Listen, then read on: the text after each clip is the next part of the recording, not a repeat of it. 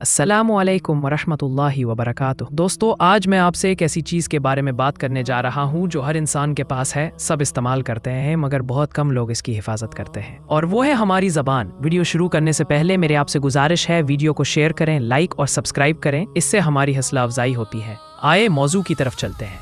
दोस्तों, ज़बान एक छोटा सा उज़्व है, मगर इसके ज़रिए या तो इंसान जन्नत खरीद लेता है या फिर नऊज़ु बिल्लाह जहन्नुम की आग अपने लिए तैयार कर लेता है। हमारे प्यारे नबी सल्लल्लाहु अलैहि वसल्लम ने फरमाया, जो शख्स मुझे अपनी ज़बान और शर्मगाह की हिफाजत की ज़मानत दे, मैं उसे जन्नत की ज़मानत देता हूँ। सोच, सिर्फ ज़बान की हिफाजत पर जन्नत मिल सकती है, तो फिर आखिर हम किस बात का इंतज़ार कर रहे हैं?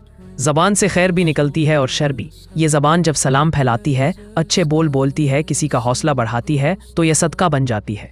मगर यही ज़बान जब गैबत करती है, झूठ बोलती है, दिल तोड़ती है, गाली देती है, तो इंसान के नामा अमाल को तबाह कर देती है। नबी सल्लल्लाहु अलैहि वसल्लम ने फरमाया, गैबत ज़िना से भी ज़्यादा सख्त गुनाह है, क्योंकि ज़िना पर इंसान तौबा कर ले तो अल्लाह माफ़ कर देता है, मगर गैबत तब तक माफ़ नहीं होती जब तक वो शख्स माफ़ ना करे जिसकी गैबत की गई है।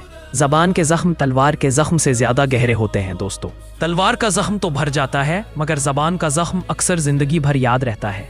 एक गलत जुमला किसी के दिल को तोड़ सकता है, और एक अच्छा जुमला किसी के टूटे हुए दिल को जोड़ सकता है। कम बोलना नजात है। इस्लाम हमें कम बोलने की तालीम देता है। औलिया अल्लाह फरमाते हैं, जितना ज़्यादा बोलते हो इतनी ज़्यादा गलतियाँ करते हो। इसीलिए कहा गया, खामोशी इबादत है जब तक दीन का मामला ना हो। दोस्तों, आज से एक अहद करें, ज़बान से किसी को तकलीफ नहीं देंगे, झूठ, गैबत, फहश बोल से बचेंगे, हर लफ्ज़ बोलने से पहले सोचेंगे, अच्छी बात फैलाएंगे, नर्म लहजे में बात करेंगे, क्योंकि रोज़े क़यामत हमारी ज़बान से निकले हर लफ्ज़ का हिसाब लिया जाएगा। अल्लाह ताला से दुआ है कि वो हमें ज़बान की हिफाजत करने वाला बनाए और हमारे हर लफ्ज़ को सदका जारिया बना दे। आमीन या रब्बुल आलमीन। जज़ाकुमुल्लाह खैरन।